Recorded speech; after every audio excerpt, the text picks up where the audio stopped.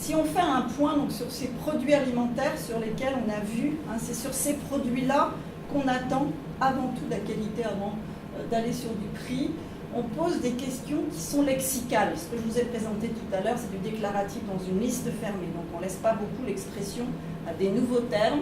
Donc on a l'habitude de poser une formule qui est « si je vous dis aliments de qualité dans ce cas-là, quels sont les mots qui vous viennent à l'esprit ?» C'est une façon d'accéder à ce qu'on appelle les représentations sociales des consommateurs. Eh bien on voit qu'il y a vraiment des changements qui sont à la fois structurels, et puis on va voir qu'il y en a un autre qui va plutôt fluctuer. Alors le structurel, c'est qu'en 2000, je vous dis aliments de qualité, si ce sont les mots en plus gros qui sont les plus fréquents. Les mots les plus importants en 2000, c'est des produits bons au goût. Donc ça, c'est ce qu'on observe depuis les années 80 sur l'alimentation, c'est avant tout le goût. Et puis on voit qu'au cours du temps, bon et goût vont diminuer pour ici n'apparaître qu'en 15e, 20e position.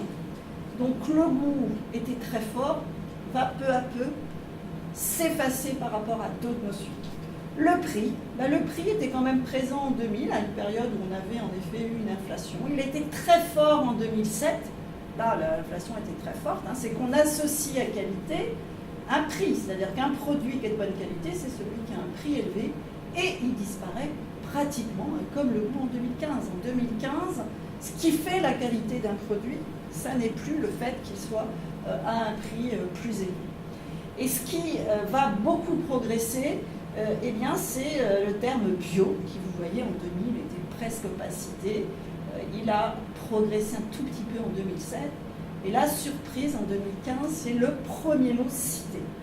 Et pourquoi? Parce qu'en fait, le bio, finalement, c'est cet idéal qui va permettre, en période où on a eu une montée entre 2000 et 2015, des messages sur la santé, à la fois associer un produit qui va être bon pour la santé. On sait que la première caractéristique du produit bio, c'est que les Français pensent qu'il est meilleur pour la santé.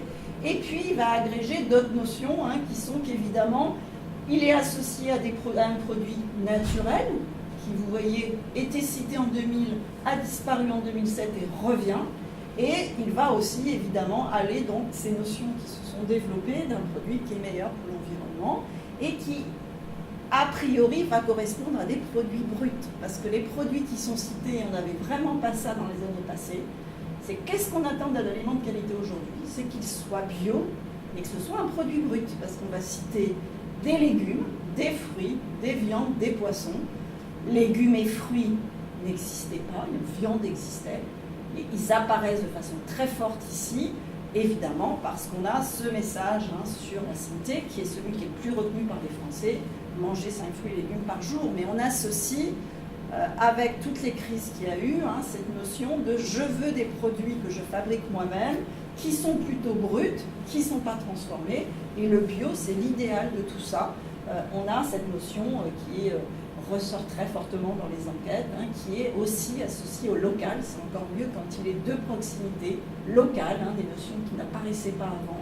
Donc, tout ce qui est nouveau, c'est vraiment un produit idéal. C'est aujourd'hui un produit qui va être brut, naturel, de proximité et qui va être un produit frais. Alors une chose intéressante, c'est ensuite de regarder, selon les caractéristiques des individus, comment ça se différencie. Donc là, je vous montre un exemple. Ici, ce ne sont pas les mots les plus cités, mais les mots qui sont les plus différenciés. C'est-à-dire qui sont cités par les femmes et pas par les hommes.